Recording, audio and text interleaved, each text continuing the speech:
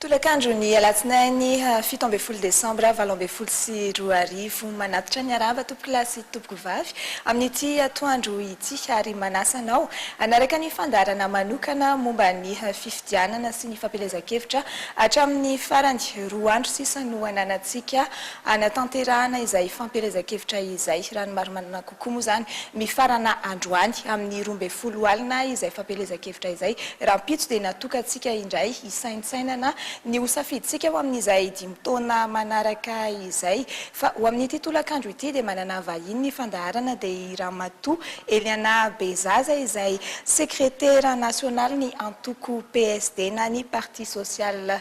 Démocrate fantatsika izy fa efa nilatsaka hofidiana ho filoham-pirenena tamin'ny fiodinana voalohany ary amin'izao fotoana izao izy dia nanapa-kevitra ny antoko anohana ny candidat Marc Ravalomanana laharana faha 5 miaraba tofoka ary tonga soa eto amin'ity fandaharana ity. Miarabanao na manasantatra ary faly miaraba ihany koa ny mpijery an'ity fandaharana manokana ity manerana ny nosy. Tonga dia hiditra amin'ny resaka avy hatrany isika PSD na Parti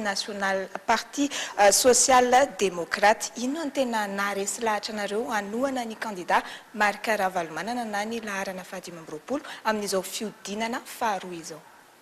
Sotra betsaka tompoko. Marina fa tamin'ny fiodinana voalohany dia matoa ny tena nirotsaka dia tsy resy lahatra tamin'ny rehetrarehetra fa manana ny vinanay manokana izay vinany antoko PSD ny foroniny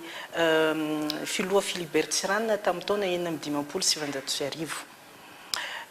ino moa ny fandehan'ny tantara tsy nankasitrahany vahoaka malagasy amin'ny ankapobeny zany ilay vina dia rehefa tonga ny fiodinana faharoa dia zavatra hafa indray zany zao dia ny positionay zany hoe amin'izy roa lahy tafakatra deuxième tour iza no metimety kokoa araka ny fahitanay azy ho an'ny Madagasikara sy ny vahoaka malagasy zay zany azava tsara les positions satria betsaka litsikera hoe vadika palitao hoe manao an'izao tsy zany mihitsy fa zahay dia nisafidy tsy hanao neutre satria zany neutre zany aminay tsy fandraisana andraikitra ara-politika ka lasa tsy zahay no mikirakira no avy ny tanindrazana fa izahay dia ho kirakiraina ary hiaritra ny zavamisy ka natonganay ny fantoka tato amin'ny K25 zany dia ny fitovitovizan'ny vina kokoa tozay ny amin'ny K13 inona le zavatra mitovitovy dia voalohany indrindra aloha efa hita sy tsapa hatramin'ny taloha ary mandraka ankehitriny any anatin'ny manifesto fa misy ampahany be ho an'ny tambanivohitra io zany aty aminay PSD le lazaina hoe politika ny kibo ary mazava ho azy fa 900 ny olona eto Madagasikara no mbola mipetraka any ambanivohitra ary ny ankamaroan'io dia tantsaha anefa tsy mamokatra ara-dalàna nefa raha ohatra ka voakarakara ireo olona ireo ka mamokatra ka miakatra ny fahefan'ny vidy dia fiakarany fahefan'ny vidy ny 900 ny mponina fantatra tsara fa ho lokomotiva izany hitarika hiakatra hiabo ny toe-karena malagasy ka io zany hitanay hoe tsara dia tsara io vina mikasika ny tambanivohitra io tsy possible nefa no isiny zany toe-karena hiabo zany raha tsy karakaraina tsara ny ady amin'ny tsy fandriam-pahalemana satria goragory izy amin'izao ary zany mahatonga ny tambanivohitra tsy afaka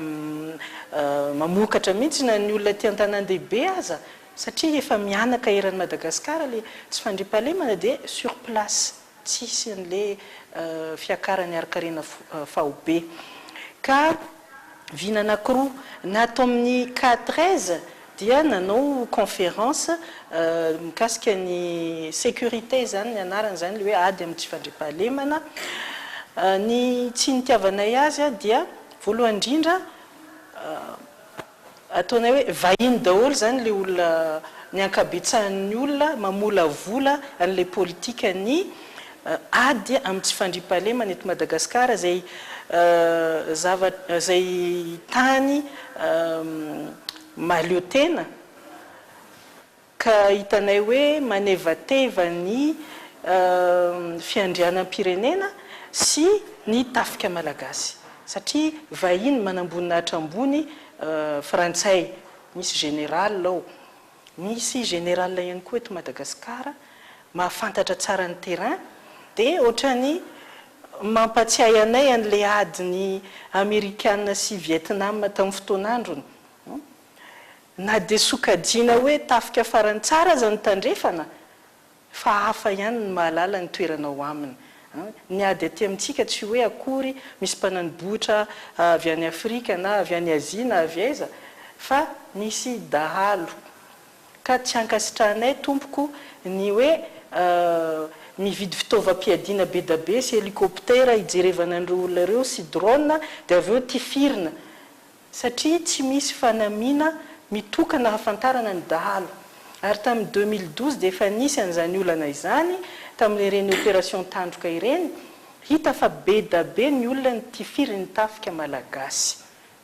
aiza moa ny hafantarana hoe dahalo reny na tsy dahalo sanatria zany olona malotoloto tifirina dia rehefa maty izy tsy afaka miteny dia alaina sary dia lazaina fa maty ny dahalo tsy mety reny aminay satria tany-tandalàna matoa misy ny tribunaly dia tsy tokony atao zavatra ohatran'ireny ka io conférence sur la sécurité nataondry zareo io dia mampatsiahy anay an'izay zavatra zay ary midika fa mbola hitohy ihany ilay politika ratsy génocide ane zany izay efa nisy tamin'izay fotoana zay ka zay tsy maintsy mitsangana manohatra n'izany zavatra zany ny ato amin'ny K25 dia tsy mitovy an'izany fa rehefa miresaka ady amin'ny tsy fandriam-pahalemana Marc Ravalomanana dia tonga dia miresaka fitsinjaram-pahefana avy hatrany inona ny antony satria any fotony no omena fahefana amin'io fitsinjaram-pahefana io ankoatry ny hoe mbola horesahana ny toe-karena sy ny zavatra rehetra dia ny fiarahamonina aloha dia ao zany ny sécurité polisy ny tribunal koa misy zavatra ovaovao anatin'io satria tsotra dia tsotra ao amin'ny fiarahamonina malagasy dia ao anatin'ny foko ny tany ao ny olona dala ao ny olona hendry ao ny ray aman-dreny ao ny mpangalatra dia moramora kokoa amin'ny olona anatina fokotany anankiray no mifankafantatra sy mifananatra ary faizina raha ohatra ka ilaina izany ka io zany hitanay hoe ady amin'ny fomba malagasy metimety kokoa aminay satria ny anay ara ny anay manokana PSD fa lasa lavitra be noho izany amin'ireny resaka hoe besaboa sy ny tariny ireny kanefa moa zany tsy sujet eto fa ny anazavana fotsiny hoe ankaikikaiky anay zany le resaka K25 ka ity fitsinjaram-pahefana ity zany no tena tianay alalinina satria zay dia mahita fa niova zany ny candidat Marc Ravalomanana zay taloha azo lazaina fa tao anatin'ny camp adverse satria zay zao dia victime nyity resaka 2002 ity zay dia anisan'ny enjehana tamin'ireny fotoana ireny ary raha ohatra ka nisy ny olona tsy mifanaraka taminy dia ao ny ray aman-dreny filoratsiraka ao ny ray aman-dreny tombokola Zafy Albert nisy moa zany ny fanonganam-panjakana tamin'ny 2009 dia lasa sesitany ny filoha Zafy Albert fa rehefa niverina kosa izy ohatra ny filoha Ravalomanana paix à son âme na tsy aro azy kely zany ny filoha Zafy Albert rehefa niverina kosa izy dia hita fa sady ny matotra no ahoana moa zany nahazo an'ilay hanatra nataon'ny filoha Zafy Albert taloha na amin'ny fomba malagasy zany na amin'ny fomba fitondrana ny firenena ka izao izy zao raha izy no nanala ny Madagasikara tamin'ilay faritany mizakatena zay nataon'ny filoratsiraka dia amin'izao fotoana izao izy dia tapa-kevitra fa hiditra amin'ny fitsinjaram-pahefana ary nanao soni fifanarahana manokana na convention miaraka tamin'ny Serge Zafy-Mahova izay sady niara-niasa ankaiky no mbola fianakavian'ny filoha Zafy Albert ary ao anatin'io convention io dia voalaza fa manaiky marina izy fa hanao élection constitutionnelle izay mandeha kokoa any amin'ny fitsinjaram-pahefana ka zay zany dia mahita fa misy fiovany be ka mazava ho azy tonga dia tafiditra ilay sujet hoe fampihavana pirenena. Ny olona ny fanandrina taloha tsy ny fankahazona dia kely dia lasa miaraka ao anatina hevitra anankiray ho an'ny firenena ka izay raha teo a voataiza amin'izany zavatra izany a ka tsy afaka mihitsy ny handa zava-dehibe loatra aminay io ka zay raha manontany ianao hoe inona mahatonga ny antoko PSD miaraka amin'ny filora valomanana dia eo zany ny ambangovangony fihavanam-pirenena zava-dehibe loatra aminay PSD. Iverina kely amin'ny resaka politika ny kibo teo satria izay moa no tena hoe entina iadina amin'ny tsy fandriampahalemana entina ampiakarana ihany koa ny toe-karena. Inona no tena hoe tonga dia hiatra any anaty vilan'ny tsirairay raha ohatra ka lany zany kandidara valomanana araky ny fahitan'ny PSD anazy ao anatin'izay hoe mametraka ny politika ny kibo zay. Mazava ho azy fa io zany resaka efa niteneniko teo le rafitra satria ny rafitra nisy tamin'ny fotoana ny Philibert Tsiranana zay tompon'izany politika ny kibo zany dia fitsinjaram-pahefana. Tonga dia any amin'ny commune zany no manana fahefana sy vola ary andraikitra hanatanteraka ny mamolavola ny vinan'ilay commune. Zay ny zava-nisy tamin'izay fotoana zay amin'ny alalan'ny conseil communal zay solotenan'ny vahoaka ary ny vola raha teo dia nananana ka zay no nahatonga hoe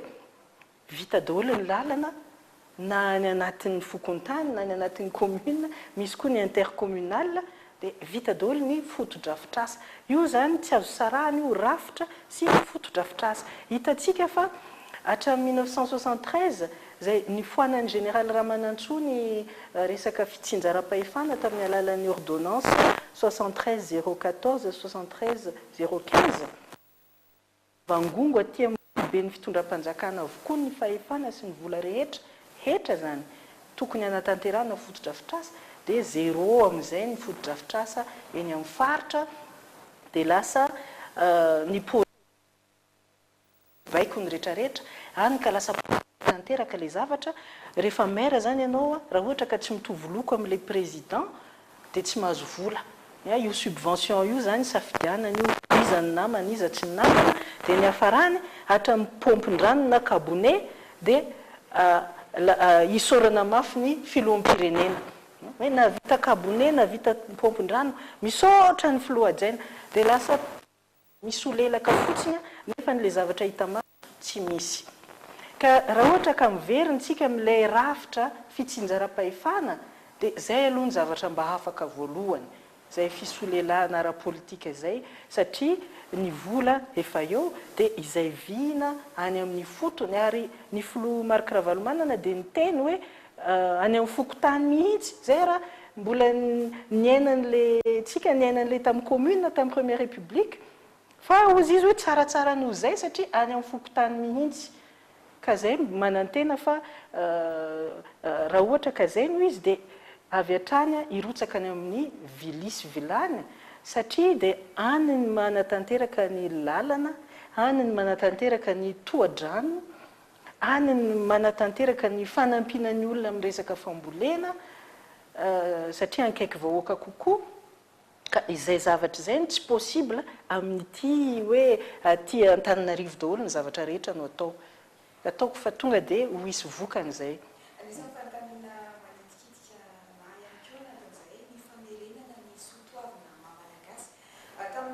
République raha ny fitantaran'ireo ray aman-dreny hatramin'izay ataoko ao anaty farangosofotsina hoe discipliné manara-dalàna ny rehetra ohatry ny ahoana ny raha miaraka amin'ny Marc Ravalomanana ohatry ny ahoana izay. Zay kosa aloha ny mba nampalaza azy tamin'ny fitondrana entre 2002 sy 2006 teo hoe ady amin'ny kolikoly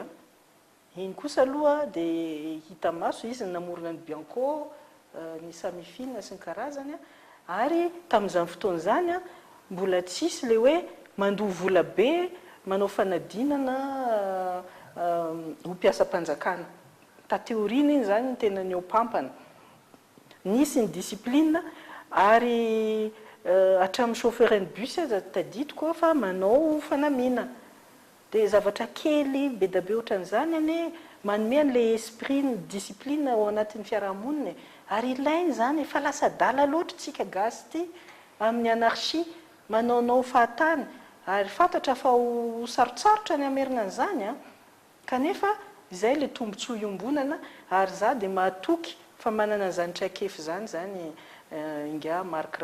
Ravalomanana satria izy manana an'le leadership afaka mitarika ny ekipany mba hampiatra an'izany zavatra zany. Iverina amin'ny tranga omalitsika anisany nandrasany maro ny adievitra teo amin'ny candidat anankiroa ahoana ny fahitanareo ny fizotriny ny adievitra iny holazaina indray hoe za miaro ny candidat Marc Ravalomanana dia tsaratsara foana ny teneniko ho azy tsy mampanenina zany fa aloha atao mifotsy miangatra misy zany fiodikodinana be da be amin'ny candidat numéro 13 zany hoe amin'ny ankapobeny rehefa misy fanontaniana apetraka dia resaka formule foana no miseho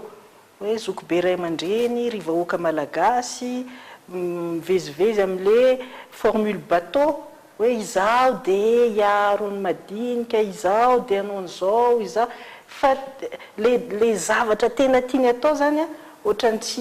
tsy tsapatanana loatra dia neny candidat 25 indray tonga dia direct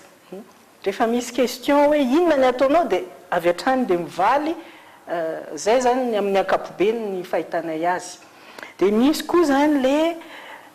fanontaniana tsy voavaly mihitsy ohatra amin'izany hoe tamin'ny premier tour zao dia efa nisy an'izany hoe anaiky ny valim-pifidianana ve ianao sa tsy anaiky mandraky ity ny androany tsy fatatsika ny valiny satria la resaka ve le olona sa tsy mahazo resaka fa dia ohatrany hoe fanontaniana hafa mihitsy zany no napetraka valiny hafa be ohatrany koa zany le resaka vola resaka kolikoly dia tsotra zany le fanontaniana hoe nampiasaina satria ianao tsy nahazo karama milaza ianao fa tsy nandray karama milaza ianao fa tsy nahazo fanampiana dia ahoana zany no nampandehanana satria ianao mireare fa navitan'izao navitan'izao navitan'izao tsotra be le fanontaniana dia tokony valiny hoe asa fiskale asa na nivarotra fanampiana Madagasikara asa na dia tsy fantatra ny valiny dia zao hoe miteny tsy afa-po mihitsy amin'ny valiny teny fa dia mbola manatena mihitsy hoe tena marina daholo zany le resaka lazaina hoe trafic illicite nivarotra ny soalala dia nakaiza ny vola tsy hita nivarotra bois de rose firy contenaire dia nakaiza ny vola tsy hita dia inona ny ambiny anefa hitatsika fa talohany tamin'ny transition tsy mazava ny vola nampiasaina tamin'ny campagne misy an'izany 180 millions de dollars zany tsy mazava ny vola nampiasaina ary amin'le vina ho avy io zay betsaka mihitsy ny zavatra atao misy an'izany tanamasoandro Miami misy an'izany hoe firy mille hectara anaovana tanimbary dia mandraky ity ny androany tsy mazava ny vola ampiasaina afa-tsy ny hoe hivarotra amin'ny vahiny tsy vahiny moa ny filazany azy fa amin'ny mpandraharaha 100 hectare anefa fantatra fa raha ohatra ka zany vola 100 hectare anaovana n'le tanàna be da be zany dia vola tsy toko tsy foroana zay tsy hanana ny mpandraharaha malagasy dia mazava ho azy zany fa hivarotra amin'ny vahiny anefa ilay tanàna amindrana ny ministera rehetra ka eo koa zany amin'le fiandrianam-pirenena dia mahagaga anay satria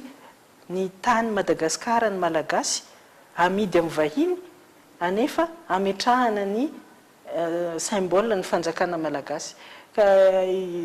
tsy miady aminay zany zavatra zany zay zany ny zavatra mba hitanay dia eo koa le tsy fahaizan-javatra mahagaga satria any amin'ny T5 ny misy programme ny histoire géographie mikasika ny tantara Madagasikara dia raha afaka CP ianao dia mahalala ny bazy. Anefa dia tsy hainy inga Rajoelina fa tamin'ny taona 2007 dia efa maty efa 2 taona izany Philibert Tsiranana izany, fa tamin'ny 2007 no farany nitondrany ny tany sy ny firenena. Zany dia anisany culture générale basique tokony ananan'ny olona afaka CP eto Madagasikara. Dia zay koa zany anisany zavatra nahagaganay. Ao anatin'izay mbola rahatoa ianao ka amin'izao fotoana izao no manaraka izao fandarana manokana izao dia ramatoa Eliana Bezaza izay sekretera nasionaly ny antoko PSD na ny Parti Social Démocrate no vahintsika amin'ity tolakandro ity miresadresaka mikasika ny vinan'ny filoha Ravalomanana Marika na ny candidat numéro 25 amin'izao fotoana izao. Ary anisany efa voaresaka teo ihany koa ny antony hanohanan'ny PSD nyizay candidat Marika Ravalomanana izay. Teo ihany koa ny mikasika ny adihevitra izay notanterahina omaly fa hiditra ao anatin'ny resaka loha hevitra hafa isika izay anisany hoe anetanana ny mpifidy zany amin'izao fotoana izao. Mahery ny 720 isanjato no tsy nifidy tamin'ny fiodinana voalohany teo. Inona no ezaka ataonareo eo anivon'ny PSD zany mba ampiakarana an'izay tany isan'ny mpifidy izay? Iny tompoko. Miezaka mafy izay eo anivon'ny PSD amin'izao satria ny ratsa mangaiky ny antoko PSD rehetra eny amin'ny district 710 dia efa miara-miasa amin'ny K25 daholo amin'izao tsika miteny izao ary mizara asa ry zareo. Ary izay dia nanome toromarika manokana marina fa eo amin'ilay fampelezan-kevitra indrindra moa zany mitona ny olonay, ny olonan'ny PSD mba samy hoaty daholo, iny zao asa ray, fa indrindra koa eo amin'ny fanarahana ny vato amin'ny andron'ny fifidianana. Zay hitanay fa eo zany ny tena misy zavatra atahorana dia reto alabato izay efa miseho satria efa miaingany ny olona mandray numéro ny karapanondro, manome vola, tsy fantatro loatra hoe inona ny tena tindry zareo atao, fa ohatrany hoe mitady sahana bureau de vote rehetrarehetra zany ka halabato anay zany. Efa miaingany ny bulletin précoché any amin'ny faritra Belo sur Tsirbine any zao efa naheno, efa nahazo tatitra avy amin'ny olonay any fa efa miparitaka zany zavatra zany dia mila mailo. Eo koa ny fitonga ilana ny CENI zay hita maso tany amin'ilay débat omaly. Mampalahelo be satria ny teny mihitsy manko zany ny filoha Ravalomanana nanao interpellation ny Premier ministre Christian Tsay sy ny ministre ny ady tany izay tsika rehetra mahafantatra fa samy mapara daholo. Na manankaratra io na tsy manankaratra fa fantatra fa mirona any amin'ny mapara. Ka mampalahelo raha ohatran'izany no anaovana ny fifidianana eto Madagasikara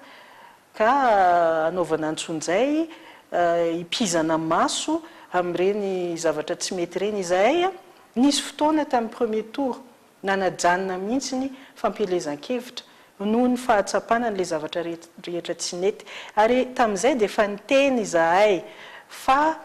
nisy ny carte d'identité fosika alohan'ny premier tour io. Efa niteny izahay fa 12 000 ny carte d'électeur ny commandina. Fa izahay moa zany petit candidat dia tsisy olona tsisy mihaino. Fa tena efa niteneninay reny rehetra ireny satria efa nanaovana recherche. Za amin'ny ankehitriny anefa mivoaka ilay izy satria niteny mihitsy ny lehibe amin'ny imprimerie nationale. Ka tamin'ny fotoanany reny efa nanao interpellation ny CENI izahay. Mikasika ny lisam-pifidianana tsy manjary io hoe betsaka ny Antsasa-Manila ny vahoaka tokony hiditra ao tsy ao. Antsasa-Manila ny vahoaka ny ampasana ao. Dia ahoana inona zany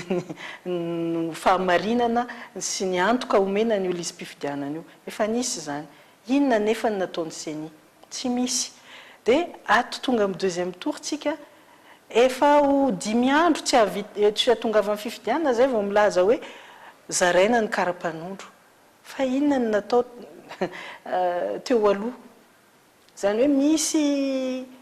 ohatrany hoe manadalan'le vahoaka malagasy mihitsy ny fahitako azy hoe tia ndraikitra tia ana fa oka tsy raisina aloha fa rehefa tonga le fotoana mba tsy azahoana tsiny dia mody resahana le izy nefa fantatra tsara fa misy zavatra tsy possible ary ny fizarana an'io any amin'ny fokotany amin'izao fotoana izao dia goragora ka misy koa zany ilay baiko omenan'le chef district mba hitongilana nivoaka daholo reny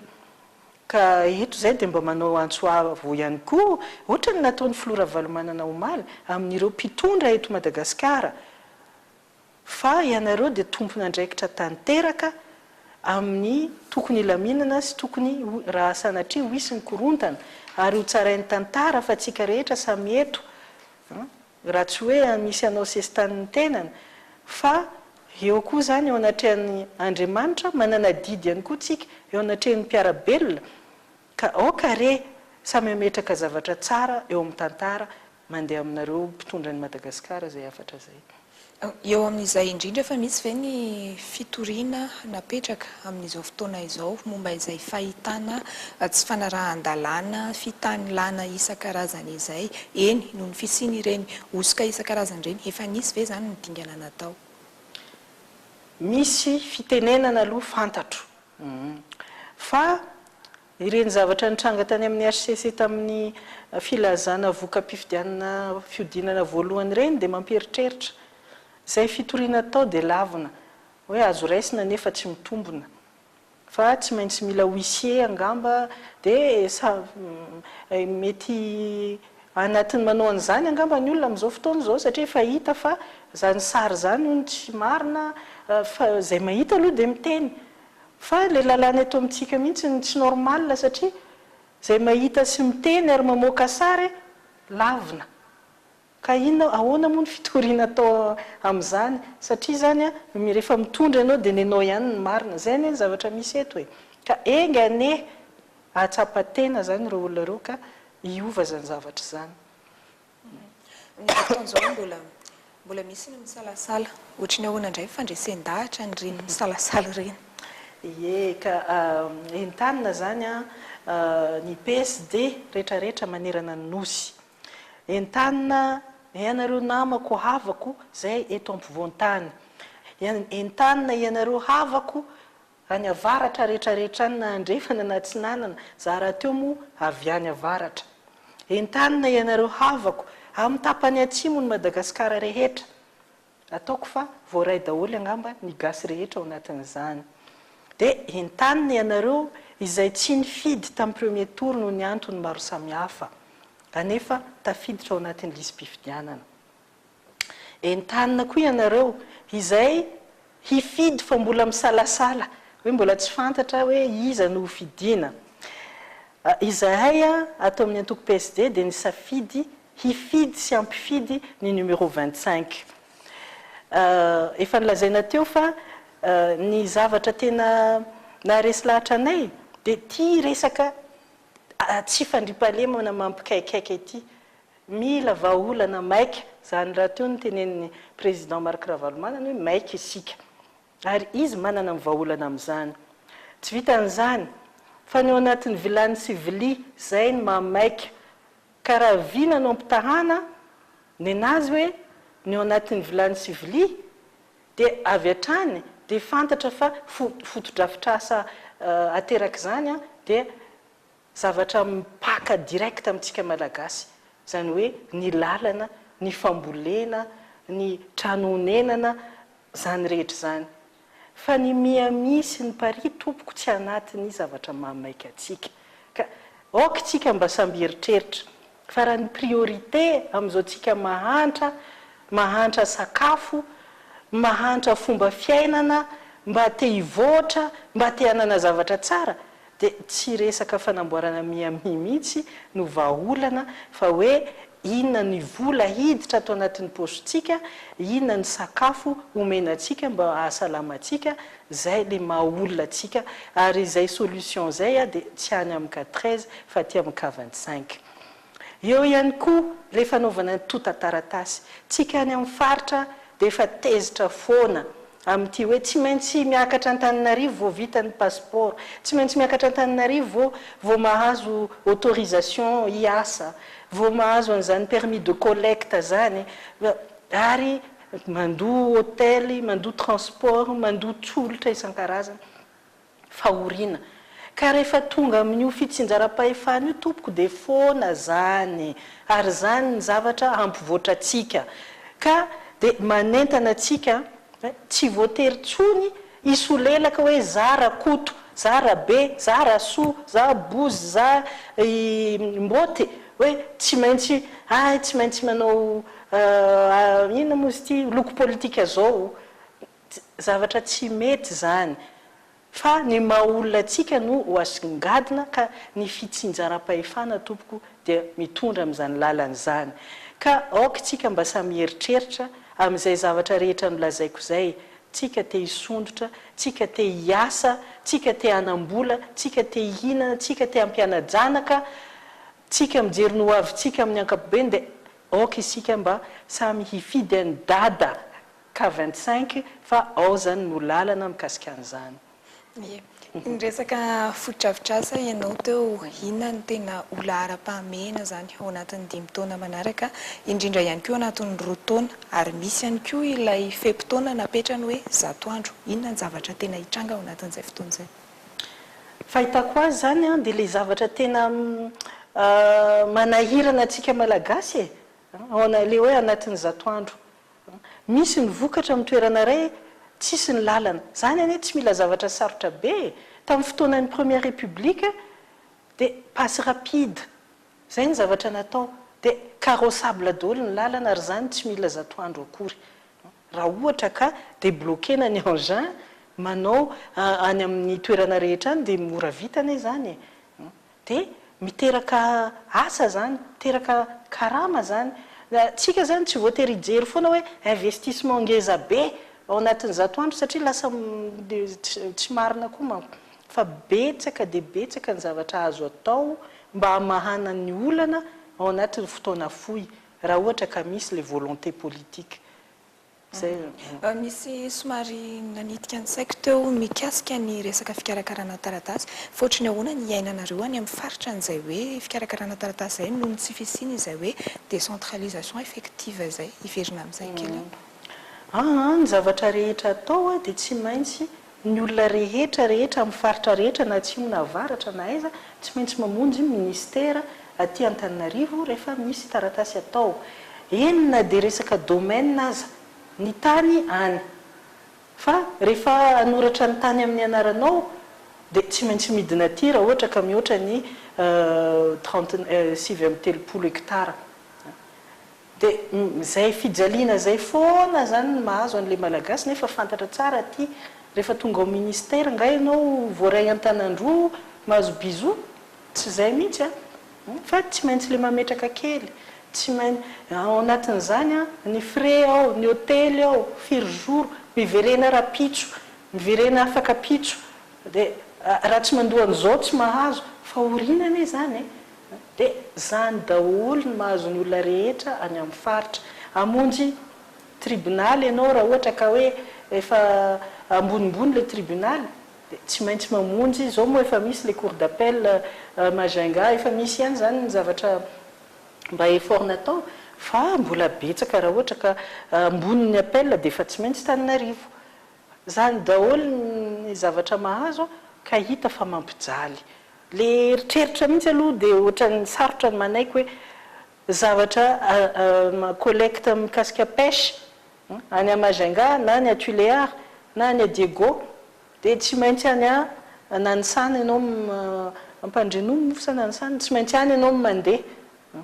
satria any zany mikomandy ny ranomasina rehetra eran'ny Madagasikara. Ka zay toe-javatra zay no tokony mba asiana fiovana. Ao anatin'izay ihany koa anisan'ny hoe fandresen-dahatra atao ihany koa ny resaka asa-panjakana ianao teo. Inona ny tena iova eo anivon'ny asa-panjakana zany? Efa nresahanao teo ihany koa hoe tsy maintsy misy ny kolikoly, tsy maintsy misy izany hoe ho lasa aingam-piasa kokoa ve zany ny mpiasa-panjakana? Fanamby apetrakareo ve zay sa anahoana? Antsoroko aloha fa mbola tsy nresaka an'izay fa avy amiko zany raha ohatra ka misy ny valiteny fa tsy hoe akory avy amin'ny Marc Ravalomanana fa ataoko fa mety tsy fankalavitra ny eritreritra fa raha ny eritreritray PSD tamin'ny vinanay dia hoe atao tsy mifankahita mihitsy n'le olona mampanjifa ny asam-panjakana sy le mpiasa am-panjakana amin'izay manko tonga dia tapaka tsisy le tsolotra fa dossier atao mazava tsara eo amin'ny varavarana hoe rehefa mila nyty ianao dia reto no ilaina dia tia ny vidina dia etc dia ampidirina ny dossier complet dia any amin'ny guichet indray ny maka n'le dossier vita ao anatin'ny fe-potoana mazava tsara zay zany no hitanay fa zavatra tokony atao ka raha tahiny moa ka misy ny fiaraha-miasa dia tsy maintsy hanoro-hevitra zahay amin'ny zany zavatra zany mba tsy ampijaly intsony ny vahoaka malagasy ary koa zany hoe informatisena zany ny données rehetrarehetra zay koa zany mba ilaina kanefa zay miteraka filana herinaratra eran'ny Madagasikara ka io koa zany tafiditra ao anatin'ny politika any koa izay zavatra zay. Anisany hoe fanalana ny olany dia le stage sy ny tariny eo ihany koa moa nefa fanamboarana fotodrafitrasa amin'izao fotoana izao ary tokony hitohy izay manahoana momba an'izay. Za aloha mbola tsy mahita fanamboarana fotodrafitrasa aisa anao nahita dia le stage mbola misy ihany ao ary ny subvention mbola misy koa lany tao anatin'ny teti-bola 2019 marina fa nidina kely tsy 400 milliards intsony fa 255 kanefa volana zany raha ohatra ka ireo milliards be da be ireo natao subvention ireo pardon no nanamboarana n'le fotodrafitrasa hatramin'izay eny efa tany an-danitra tsika kanefa alohany hanamboatra fotodrafitrasa tokony jerena aloha inona marina ny anaovana n'io subvention io fa ao ane kolokolo be ao ny tena saosiny sasany tsangam-bolo ianao maheno an'izany hoe mpitondra zay miaraka amin'ny 4 zay manao an'io tranony sy marché ny rehetrarehetra mamorona an'izao dépense rehetrarehetra zay ny subvention antsika malagasy zany hoe ny hetra atsika ny mandoa azy tsika anatin'io mampangotraka manga sina sira atao laoka zay ny sakafon'ny malagasy betsaka ny amin'ny faritra any aty zany misy koa misy mokonazy asina sira na rano fotsiny asina sira atao laoka ka amboarina ny fotodrafitrasa ekena mbola zavatra hafa iny fa ahoana ny anitsina mba tsy hisy any kolokolo marché tsy manjary ao zay zany mba anisany zavatra mba hirinay koa mba hoe hoisy vahaolana. Itoy avy hatrany amin'ny resaka fanatanterahana amin'izay raha olany ny candidat Marc Ravalomanana manahoana amin'izay ny fipetraky ny antoko PSD hiditra amin'ny resaka fifidianana solombavam-bahoaka manahoana ny fanomanana an'izay satria eo amin'izay tsika hiditra amin'le hoe décentralisation effective na any amin'ny fokotany zany na any amin'ny commune zany ohatry ny ahoana amin'izay ny fipetraka ireo zany ao anatin'izay. Mazava ho azy fa antoko moa zany ny PSD dia efa mieritreritra an'izany efa mieritreritra ny nametraka fanampy zahay fa tsy maintsy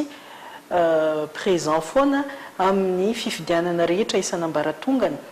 efa tanteraka zany tamin'ny fifidianana filoham-pirenena ka tsy maintsy ho tanteraka ihany koa zany amin'ny fifidianana rehetra zay manaraka eo ary tsy maintsy andray ny andraikitray zahay efa vonona daholo ny any amin'ny faritra amin'ny olona ho tolorana kanefa mety ho isy ihany koa le hoe alliance politique amina antoko hafa izay mbola tsy fotoana ny angambany zao ny resaka an'izany fa misy zany ouverture hoe manana ny olonay zahay fa afaka koa miresaka amin'ny antoko hafa namana. Iverina amin'ny fanaraha-maso ny fifidianana ho anareo ao anatin'ny K25 eny ny PSD ihany koa ohatry ny ahoana amin'izay fipetraky ny fanaraha-maso isaky ny bureau de vote. Any amin'ny faritra zao dia amin'ny faritra betsaka nameny K25 badge zany ny namana amin'ny antoko PSD ohatra ny any amin'ny Vakinakaratra, Boeny misy fiaraha-miasa ohatran'izany ary izay dia mbola miantso hatrany amin'izay mbola tsy misy satria nanome toromarika amin'ny olona amin'ny antokonay zahay hoe manantona ka 25 mangataka badge satria mety tsy ho vitandry zareo daholo ny toerana rehetra fa tsy maintsy farimbonana amin'io resaka hoe fanaraha-maso ny fifidianana io dia misy zao efa nahazo ka tsy maintsy anatanteraka an'izany ka tsy hoe délégué de vote fa badge en tant que observateur ka afaka miditra ao anatin'ny bureau mpifidianana dia afaka mandehandeha ka maromarony tahaka izany na ny antoko hafa manampy ihany koa tokony ianao an'izany satria tia raha tsy farimbonana tena andizany sasany mba tsy fanomezantsiny ihany koa rehefa avy eo eny tompoko ie izay ihany koa ohatrany ahoana indray ary hiverina amin'izay fanaraha-maso ny fifidianana izay foana misy paikady manokana ve hiova tanteraka amin'ity fanaraha-maso ny fifidianana ity ankoatran'izay zay efa voalaza teo izay moa zany tsy maintsy satria tamin'ny premier tour tsisy olona nanampo ny sampona nisy betsaka ny sampona nisy tamin'ny premier tour e na dia tsy azo sary iza moa ny nanampo raha ohatra ka nanampo any dia efa nalaina sary e misy an'izany double urne zany misy rapport misy an'izany misy olona anankiray nifidy ny 4 satria le encre tsy indélébile le encre zany tonga dia mora sorona misy an'izany dia isan-karazany ny fangalaram-bato nisy teto tamin'ny premier tour ka zao zany tsy maintsy mailo za kosa tsy teny hoe zao ny paikady na zao ny paikady fa iny zany anjarany tsirairay amin'ny toerana misy azy mahalala hoe teto amintsika le karazany ohatran'izao ny nanjaka ka noho n'izany tsika mailo fa so ohatrohatr'izay fa tsy avy aty akory ny mahalala hoe numéro 1 zao numéro 2 sarotra zany fa mitarika ny rehetra fotsiny hoe mailo isika na ao anatin'ny bureau de vote na ao ivelan'ny bureau de vote any ivelany any ny bulletin précoché ny mandeha efa dia ny ambonin'izay koa ny any anatin'ny informatique izy amony tsy nitaraina hatramin'ny 4 heures ny taraina mikasika an'izany resaka logiciel zany ka io zany tsy kely lalana ny ratsy fa dia mbola manao antsoavo amin'ny namana rehetra izay miaraka manoana atao amin'ny K25 ary indrindraindrindra moa fa itsika atao anatin'ny antoko PSD mba tsy hipetrapetraka amin'ny andro io fa tena ampiseho ny maolo-pirenena mandray andraikitra atsika dia ho mailo tanteraka hanana maso atao aloha sy any aoriana mikasika ny fifidianana eny na aorianan'izay fifidianan'izay raha mandritry ny fanisam-bato ihany koa dia ilana izay fanaraha-maso tanteraka zay ankoatran'izay misy ny efa madiva-ifarana moa fandaharantsika misy ve ny amitianatsika izay rehetra ny resahana zay eny tompoko mbola mamerina n'le fanentanana teo hoe marina fa ny anankiray efa nahazo azo taona ny anankiray mbola tanora tandremo so dia tafiditra amin'ny velam-pandrika ohatra ny nahazo an'ny France la Frantsa zany hoe mila tanora falifaly nahazo tanora dia roa taona teoriana makavato-ngeza be le pavé reny manao an'le gilet jaune dia fampirotaka ray tanàna satria ninona satria nainahantra hatrany anaty vilisy vilany zay ny mahazo ny frantsay hoe rehefa tonga ny farany volana dia tsy arakaraka le neritreretana azy hoe hitombo ny fa efa mividy fa vao maika ny kely ka zany akory tsy midika hoe tsy mahay ninina le président ndry zareo fa mba lalilalina kokoa ny tokony jerena fa tsy any amin'ny resaka taona satria ny zavatra hitako dia zany foana ny resandry zareo hoe atao amin'ny 4 hoe mila tanora fa alao maka retraite ilaina ny expérience azo atao an'izany ary nahita n'le débat omaly vao maika tena resy lahatra n'izany zavatra zany na tantaran'i Madagasikara ave aza tsy ho voafeh dikan'izany mbola betsaka ny zavatra tokony anarana ka aminay aza ririna fotsiny zany ny olona efa nahazo expérience sy fahamatorana fa zany fahamatorana sy expérience zany dia namen'Andriamanitra ny marika ravalomanana ka ahafahany hitondra indray mandeha ny Madagasikara amin'ny fomba hafa izay nazahoany lesona ary anaovany tsaratsara kokoa ka eo zany no amarana anazy angamba mba mahaiza koa mifidy aza manao vatomaty aza mitondra feutre satria ony misy an'izany hoe rehefa atao feutre dia mety manjavona tsy misy zavatra ohatrohatran'izany fa ataovy tsara amin'le 25 zany le izy mba tsy ho vatomaty dia lany dada eo ihany koa hanentana ny olona hifidy ary tsika ka efa vita manko ny fanentanana aza mipetrapetraka rehefa vao maraina ny andro dia lasytsika mifidy dia aza manalavitra ny bureau de vote ihany koa fa rehefa tonga ny fotoana anisam-bato dia mailo daholo tsika satria ny zavatra nisy manko tamin'ny premier tour na dia vaton'olona hafa aza satria vao vidy le olo amin'ny bureau de vote dia lazaina fa 13 ihany dia lasa niakatra be ny vaton'ny 13 dia lasa menimenina ny olona sasany hoe zahay ne nifidy anyanina sy anina fa dia tsy hita mihitsy betsaka ny zavatra ohatran'izany